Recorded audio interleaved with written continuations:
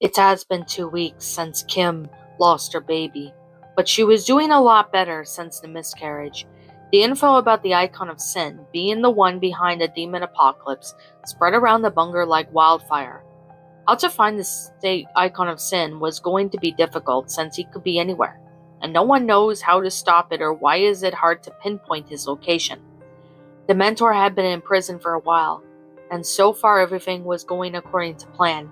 However, Wade called Kim, Ron, Shigo, and Doomguy into his computer lab. As they headed there, they had to talk to Wade. James Possible has been taking turns on guard duty with Doomguy, just to make sure Professor Dementor doesn't try to escape or break out of prison. Any updates on the Icon of Sin? Kim asked. Not really. However, I did manage to contact Slim and Joss Possible. They are in Montana in a secret bunker to hide from the demons. It's shocking to know that they're still alive, Wade explained, as Slim's face appeared on one of Wade's computer screens. Kim Possible, I would never thought that you would be still alive. I have lost all hope when I tried to reach the possible locations of where you and your family would be. Joss was losing hope on finding you, but surprisingly, Wade managed to find us as in the bunker of Lazy Sea Ranch. He contacted us and we were surprised to hear that your dad is still alive, Slim Possible said. I was hoping you and Joss were still alive.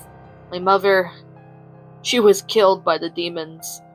But my dad and Nana are still alive, Kim replied. And we think it's best that you and Joss come out to our bunker. It's huge and can fit lots of people. Bring everything with you guys, and we'll welcome you in, Ron added. I wish it were that easy. You see, our bunker isn't very big, so we haven't had anyone come here to hold out. It was just me and Joss for a couple of months, and then there was this huge unknown demon out there, and it's so risky for us to head out, Slim answered. What kind of demon are we fighting? Kim asked. I don't know, but I caught a glimpse of it. I've seen the photo of what it is right now, Slim replied as a picture of a demon was on the screen. That is no cyber demon, Shigo commented. What kind of demon is that? Kim asked. I've fought one before. It's called a bruiser. They are bigger than the Mancubus, but smaller than the Hell Knight.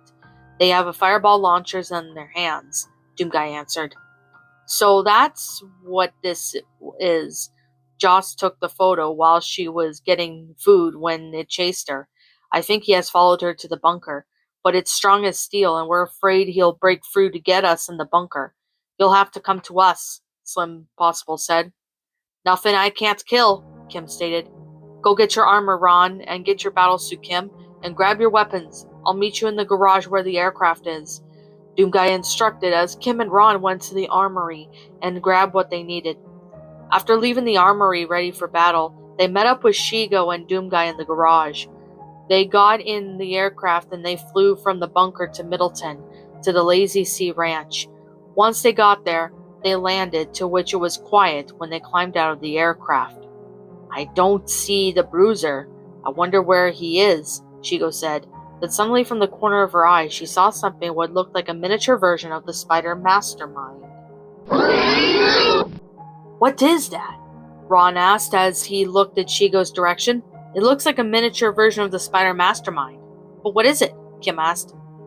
Mind Weavers are what they're called. It's like the Spider Mastermind, but smaller than them, Doomguy said as a couple more of the Mind Weavers showed up. Fire in the hole! Shigo exclaimed as she blasted green plasma at the Mind Weavers, turning them to ash as they fell to the ground dead. Demons 0, Shigo 1, Doomguy commented, impressed by Shigo's powers. Nothing but a bit of fire can't fix demon extinction, Shigo replied, when they suddenly heard stomping in the distance.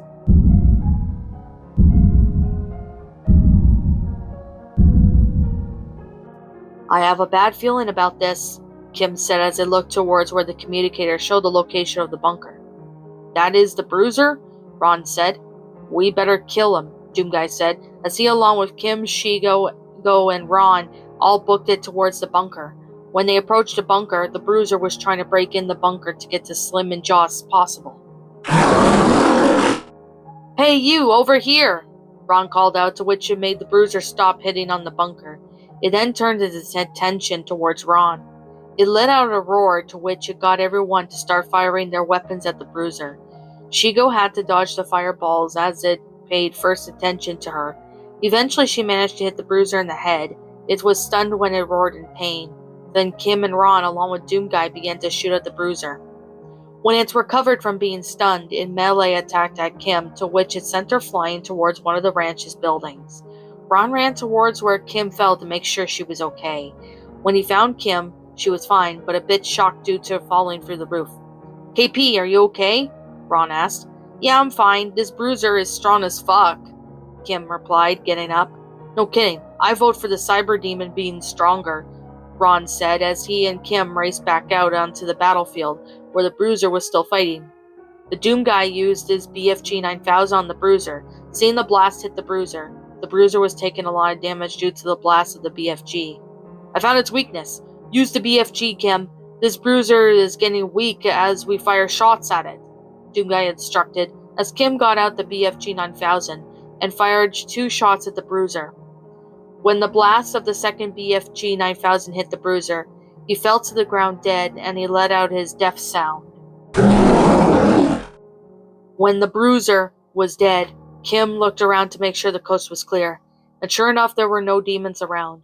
Kim knocked on the bunker door and it opened to reveal Joss Possible with Slim Possible. Is it dead? Joss asked. Yes, it is safe to come out now, Kim reassured her cousin. Thank God it's dead. I was afraid those demons would break through our bunker and get us, Slim stated. Our bunker has turrets to kill any demons on sight, and it's on high security, Ron replied. Must be better than here. The demons took down the turrets we had, Slim Possible explained.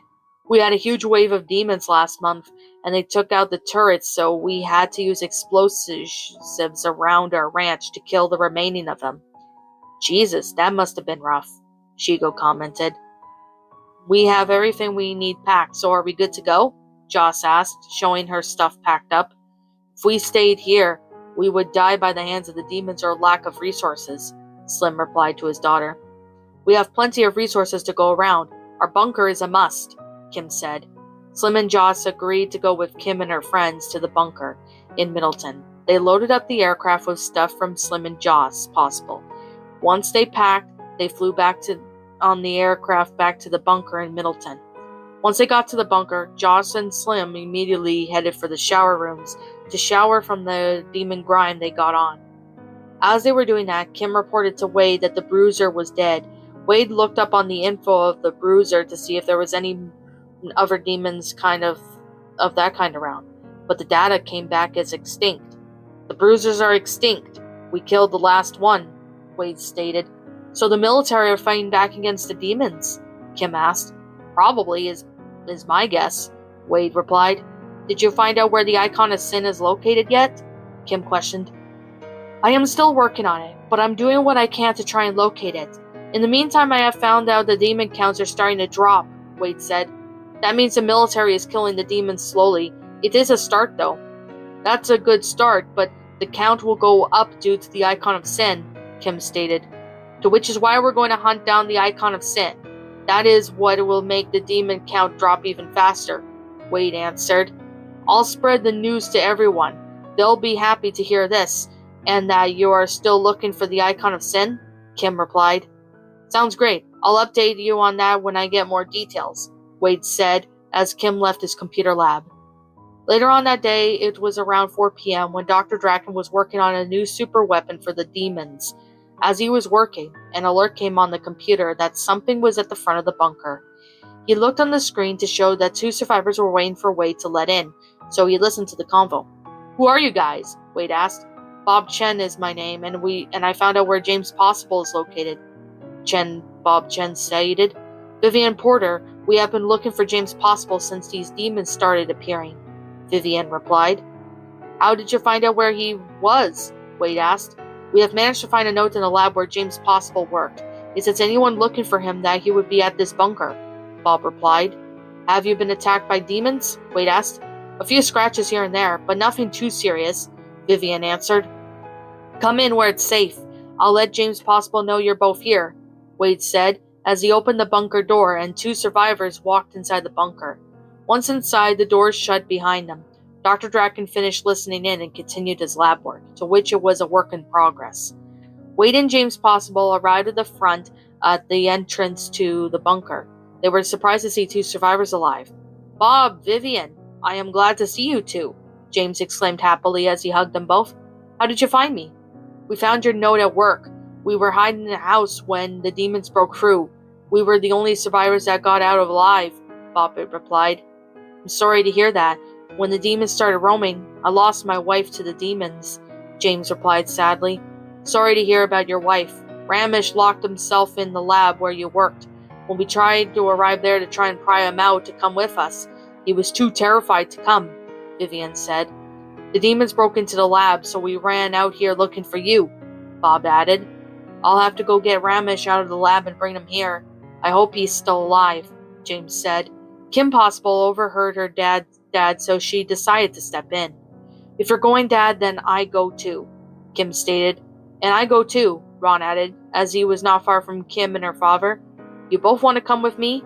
James asked, surprised that his daughter and her boyfriend overheard him.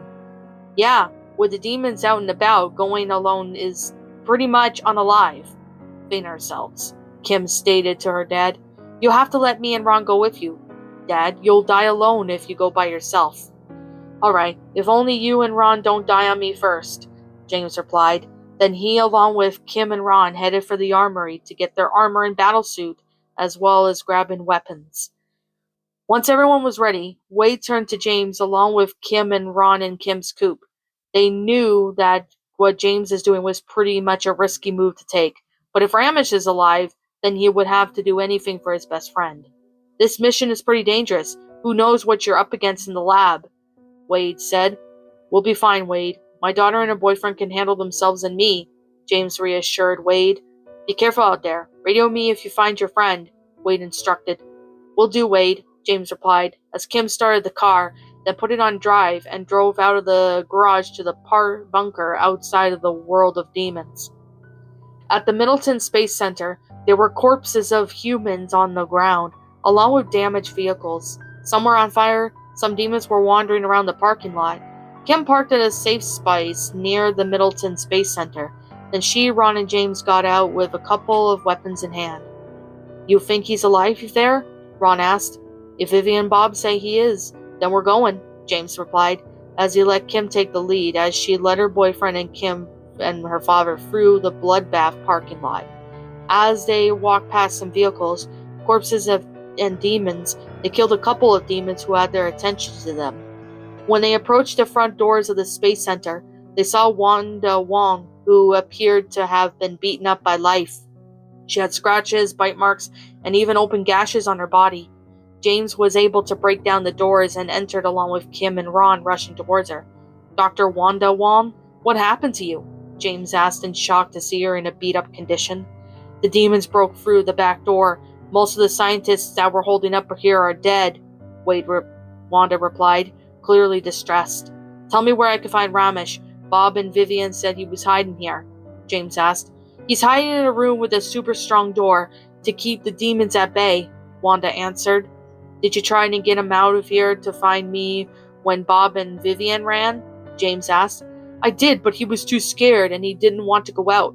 If you could get him out, then you could take him somewhere safe."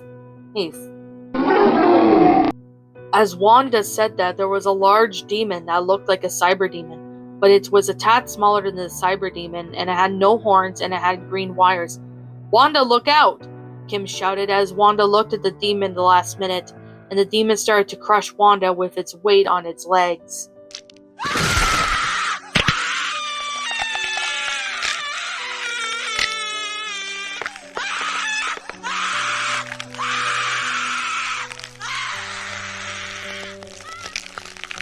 Wanda screamed in pain as this demon was crushing her to death. James started to fire some shots at the demon, only for it to grab James Possible and threw him across the room. James crashes into some machinery which knocks him unconscious. Wanda screamed some more until the demon stomped on her head, killing her instantly, with brain matter and blood pooled around her corpse. "What the fuck is that? That looks like a tad smaller than the cyber demon," Kim said.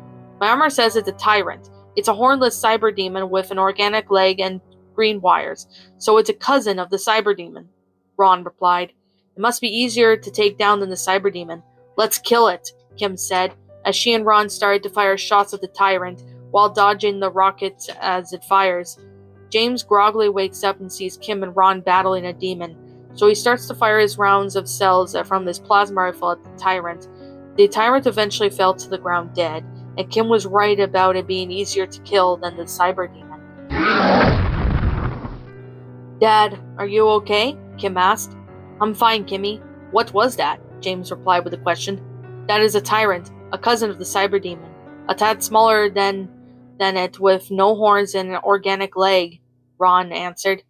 Wanda, she's been crushed to death, Kim sighed. I know. She told us where Ramesh is, so we better look for him, James stated. I know one room with a super sturdy door that he's hiding in to keep the monsters away. It's in the storage room not far from where the rockets take off. Lead the way, Daddy, Kim said, as James led Kim and Ron down the hallway towards where the rockets took off, killing demons that came across their path along the way. When James spotted the steel door, he knew that Ramesh must be hiding in there. He rushed towards a door in the storage room. He knocked on it. Who's out there? A voice said. It was Ramesh. It's me, Dr. James Possible. I'm here with my daughter and her boyfriend. Are you in there? James asked for a reply. Yes, is it safe? Ramesh asked. Yes, it is for now, James replied. Then Ramesh opened the storage room and stepped out. You look like in rough shape. Claw marks and even bite marks on you, James commented. We could take you for medical needs at the bunker. It's safe there, Ron added. Vivian, Bob, Wanda, and I were holding out here with the other scientists during the demon apocalypse. When the demons broke in, Vivian and Bob ran away while Wanda stayed here with me. We held out here where the rockets took off, knowing that we were safe from the demons. But when Wanda got attacked by demons looking for help, I have been locked up in this storage room for God knows how long, Ramesh explained. Wanda's dead. A tyrant killed her, Kim said sadly. Oh God, I kinda knew she wasn't coming back after not hearing from her for a while, Ramesh replied sadly.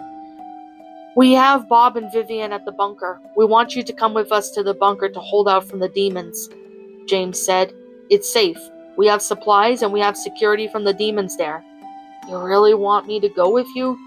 I thought you were dead, Ramesh replied. Yes, now we better get out of here, or the demons will try and find us, James stated. Kim and Ron led the way out of Middleton Space Center. Once they got out, they headed for Kim's car. However, there was a few shock troopers and Hell Knights wandering around the parking lot. Since they were wandering around the parking lot, they had to be taken down to avoid them following Kim and Ron with James and Ramesh to the car. Once the demons in the area were gunned down, they reached Kim's car and climbed in. Then Kim drove out of the parking lot. As they were driving down towards the bunker, Kim stopped to see a grocery store before they turned to the bunker. We should stop for supplies, Ron, Kim suggested. You guys want to walk to the bunker? It isn't far from here, Kim asked. We have guns, so we'll be fine, Kimmy Cub. Meet you two back at the bunker, James said, as he and Ramesh got out of Kim's coupe, and they headed down the path towards the bunker. Since there were no demons near the parking lot of the grocery store, Kim pulled into the parking lot and found a spot. Then she and Ron got out of the car. There were corpses of dead people by the demons. Some were mutilated with organs and blood on the pavement. I can't stop thinking about our baby, or what he or she would have been, Kim sighed sadly, and the fact that she lost her baby was still plaguing her mind. I understand, Kim. I think about that myself. But if our kid would have looked a lot like you, Ron stated, as he and Kim got to the doors of the grocery store. It's locked. There's a back door behind the store. We can get in through there, Kim replied. Then a woman started screaming as she was on the road, separating from the grocery store to the path of the bunker.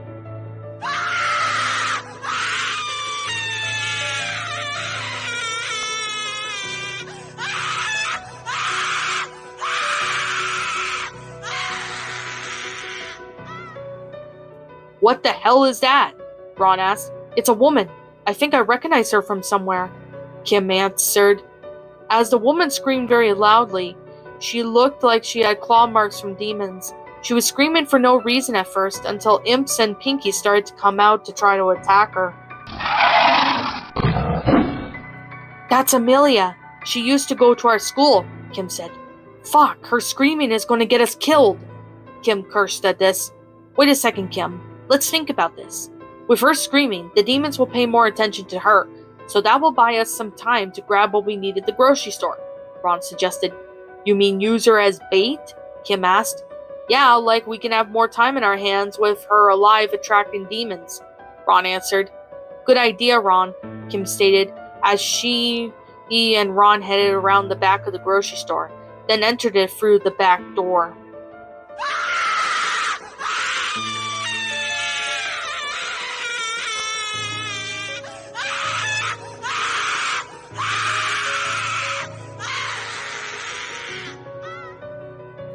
With Amelia still screaming, imps were clawing, pinkies were biting, and she was running around screaming her lungs out. Inside the grocery store, Kim and Ron began to fill up their backpacks with food, water, medical supplies, and many other things. The screaming continued along with imps and pinkies attacking.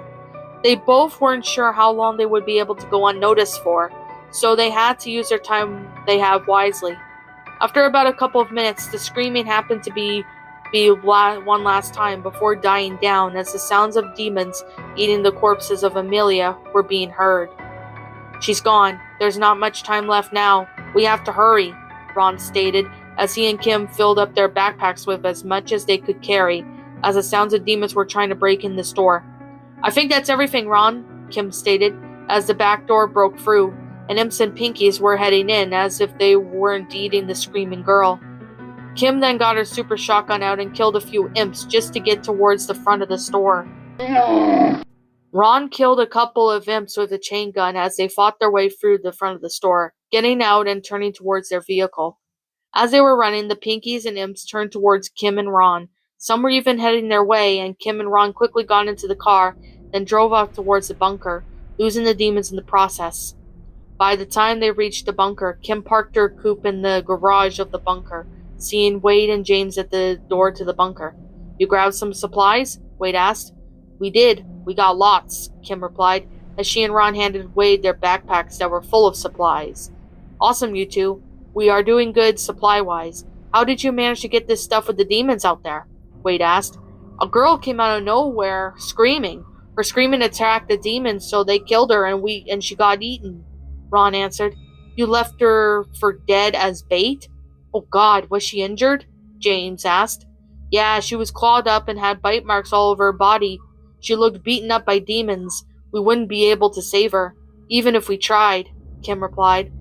I understand you and Ron had to make sacrifices. It's a cruel world with demons out and about, Wade commented. Any news of the Icon of Sin, by the way? Ron asked. Still nothing on that, but I'm still working on it. Why don't you both shower and get in pajamas? You both had enough missions for now, Wade suggested. Kim and Ron headed inside the bunker to put on their mission weapons and battlesuits away. As they were doing that, they both had showers and then got into pajamas and relaxed for the rest of the night. Who knows when Wade will be able to track down where the Icon of Sin is, but wherever he is, he will soon be put to a stop. What's up, my pretties? It's the Lion Queen here. I want to appreciate you all for tuning into this video, and I do appreciate you guys supporting my video by giving this video likes and stuff. If you really enjoyed this video, be sure to leave a like, comment and subscribe if you're new, ring the bell for notifications to when I upload so that way you guys will get updated for whenever I upload. If you want to follow me on Twitter or DeviantArt, feel free to leave a follow on those if you are interested in following me on those socials. If you want to support my backup channel, known as Ms. Dark Shigo, feel free to subscribe to it, as a link to that will also be in the About page section. And with that being said, and that being the case, thank you so much for watching, my pretties, and as always, stay pretty.